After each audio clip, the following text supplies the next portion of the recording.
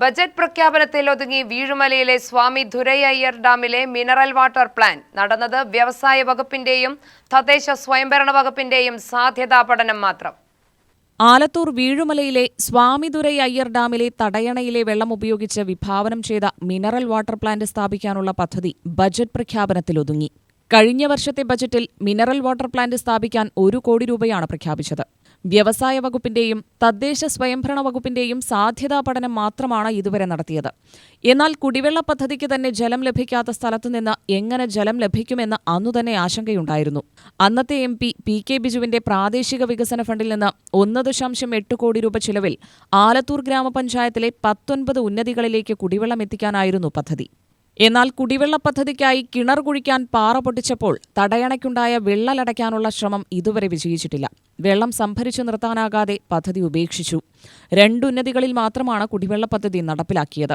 ഇവർക്കിപ്പോൾ വെള്ളം ലഭിക്കുന്നുണ്ടോ എന്നും ഉറപ്പില്ല. തടയണയുടെ പരിസരത്ത് ഉദ്യാനം നിർമ്മിക്കാനുള്ള പദ്ധതിയും നടപ്പായില്ല. ഉദ്യാനം ഇപ്പോൾ കാടുപിടിച്ച നിലയിലാണ്.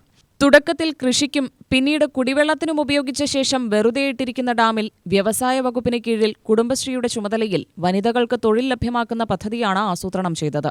എന്നാൽ ഇത് ഇതുവരെ സാധ്യതാ പഠനങ്ങളിൽ മാത്രമാണ് ഒതുങ്ങുന്നത്. മലമുകളിൽ പെയ്യുന്ന മഴവെള്ളവും ഉറവവെള്ളവും മാത്രം സംഭരിക്കുന്നതിനാൽ തടയണയിലെ വെള്ളം പ്രകൃതിദത്തമായി ശുദ്ധമാണ്. പുതിയ പദ്ധതിക്കൊപ്പം പ്രാദേശിക വിനോദസഞ്ചാര പദ്ധതി കൂടി നടപ്പാക്കാനാകുമെന്നാണ് പറഞ്ഞിരുന്നത്.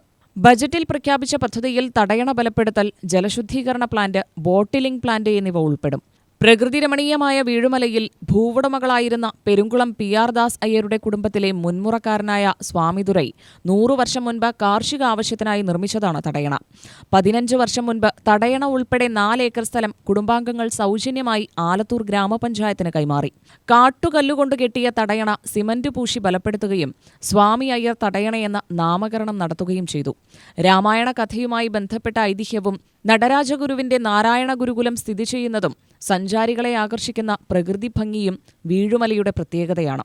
6 വർഷത്തിനിടെ 2 പ്രാവശ്യം ഉരുൾപൊട്ടലുണ്ടായ വീഴുമലയിലെ പാരിസ്ഥിതികാഘാതവും പദ്ധതിക്ക് തടസ്സമാകും. 2018-ലും 2024-ലും ഇവിടെ ഉരുൾപൊട്ടലുണ്ടായിരുന്നു. വീഴുമലയിൽ മുൻകാലങ്ങളിൽ നടത്തിയ കരിങ്കൽ ഖനനം പാരിസ്ഥിതികാഘാതമുണ്ടാക്കിയെന്നാണ് വിദ്യാർത്ഥികളുടെ കണ്ടെത്തൽ.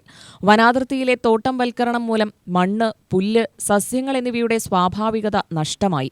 രാസവളം, കീടനാശിനി എന്നിവയുടെ പ്രയോഗം പരിസ്ഥിതി സന്തുലനത്തെ ബാധിച്ചു. കാട്ടുതീയും കാലാവസ്ഥാ വ്യതിയാനവും വനത്തിന്റെ പൊതുസ്വഭാവത്തിൽ മാറ്റം വരുത്തി.